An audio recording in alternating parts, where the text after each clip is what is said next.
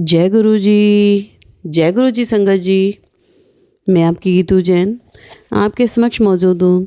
Surcharge with divine love Sukhmani aunty के 12वां अध्याय, मुझे गाड़ी चलाना सिखाया। आइए सुनते हैं। एक रात जब गुरुजी अपने कमरे में चले गए, मैंने सभी प्रसाद के बर्तन और उनकी चादरें इकट्ठा किया और बाहर खड़ी अपनी कार की ओर चल पड़ी। जैसे ही मैं पैसेंजर साइड में बैठी, खिड़की पर दस्तक हुई। गुरुजी को देखकर मैं थोड़ा चौंकी। ये कैसे संभव हो सकता है? मैंने अभी उनको उनके कमरे में छोड़ा था।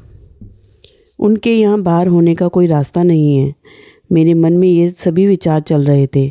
मैंने अपनी खिड़की नीचे कर ली और इससे पहले कि मैं कुछ कह पाती, उन्होंने कहा, सुखमनी, कल से गाड़ी चलाना सीखो। एक समय आएगा जब तुम मुझसे मिलने के लिए गाड़ी ड्राइव करके दिल्ली आएगी। मैं और ड्राइव, क्या वह नहीं जानते थे कि मुंबई पुणे राजमार्ग पर मेरे साथ हुई एक बड़ी दुर्घटना के कारण मैं गाड़ी चलाने से बुरी तरह डर गई थी। मैंने अपनी माँ से कहा, ऐसा बिल्कुल भी मुमकिन नहीं है कि मैं गाड़ी चलाना सीखूंगी। मेरी ज़िद केवल एक दिन ही चली और मुझे जल्द ही चंडीगढ़ के एक ड्राइविंग स्कूल में भर्ती किया गया। हर दोपहर गुरुजी मुझे मेरी प्रगति या यूँ कहें कि कमियों के बारे में बताते थे। आज तू चौथा गियर नहीं लगा सकी, या तू अभी तक कार को ठीक से रिवर्स नहीं कर सकती।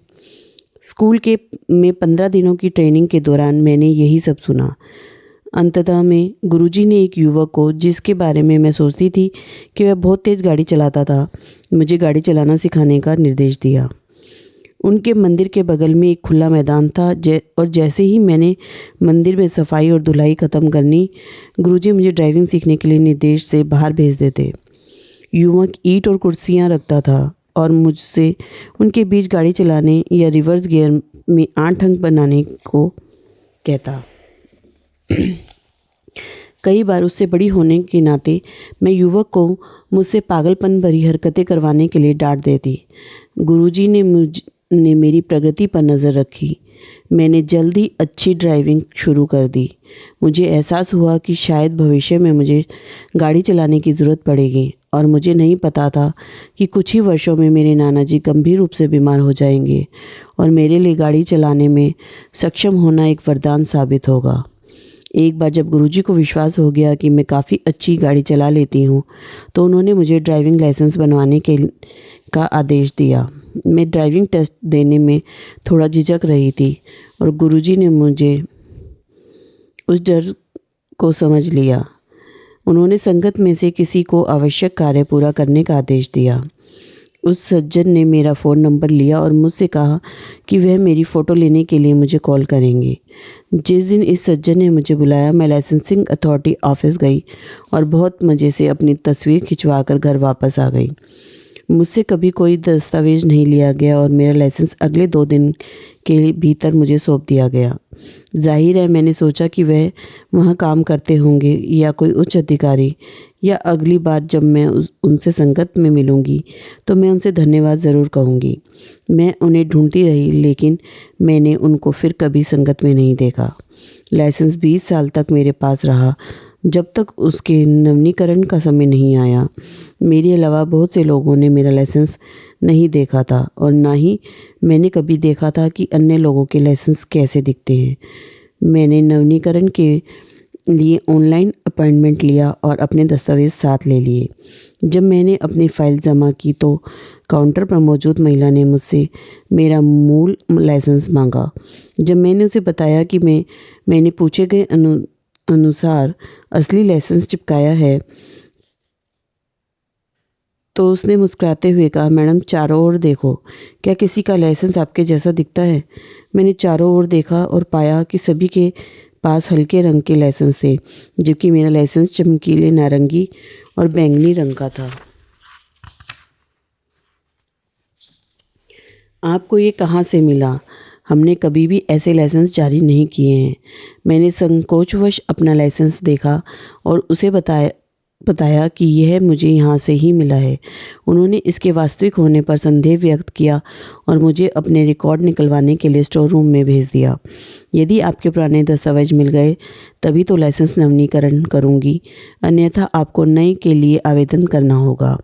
स्टोर रूम तक पूरे रास्ते में मन ही मन गुरुजी से बात करती रही कि उनसे कहा कि मुझे इस मुसीबत से बाहर निकालें, और क्योंकि उन्होंने ही मुझे इसमें डाला है, मैं सच में जानती थी कि कोई दस्तावेज़ नहीं मिलेगा, क्योंकि उस सज्जन ने मुझसे कभी कोई दस्तावेज़ नहीं मांगा था। स्टोर रूम में मैंने काउंटर पर महिला द्वारा मुझे दी गई पर्ची प्रभारी व्यक्ति को सौंप दी। वह भी उत्सुक दिखे और मुझसे पूछने लगे, वे आपसे आपके रिकॉर्ड क्यों मांग रहे हैं? मैंने उससे कहा कि काउंटर पर मौजूद महिला को लगता है कि मेरा लाइसेंस नकली है और वह जांच करना चाहती है।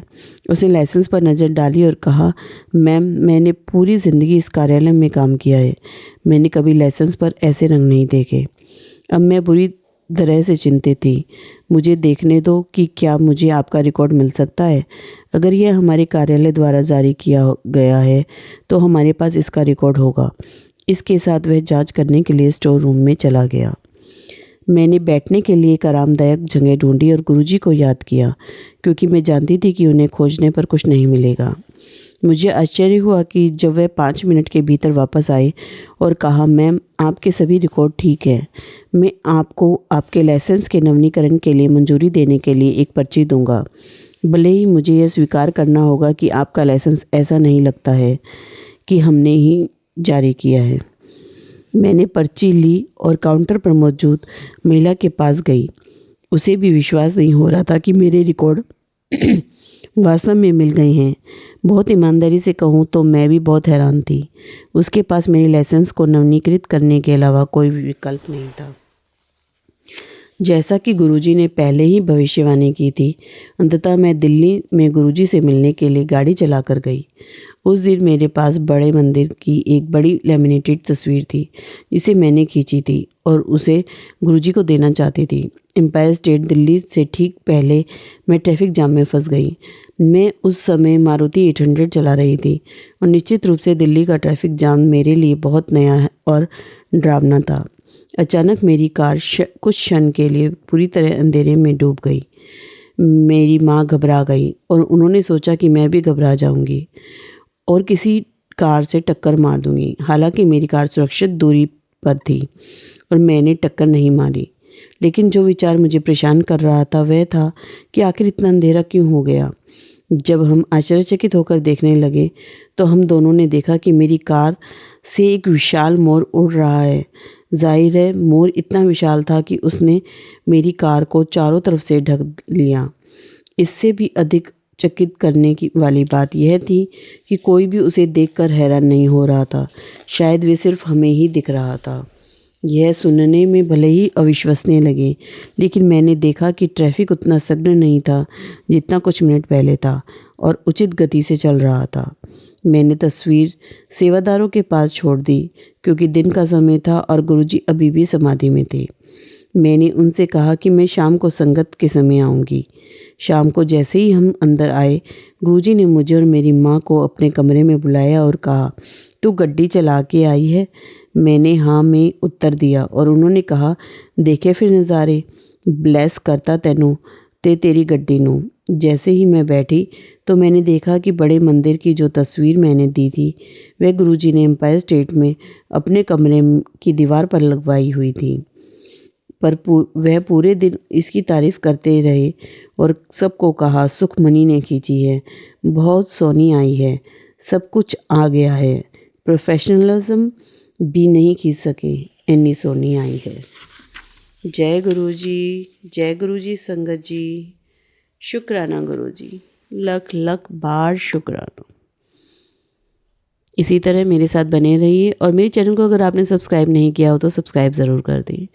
जय गुरुजी संगत जी।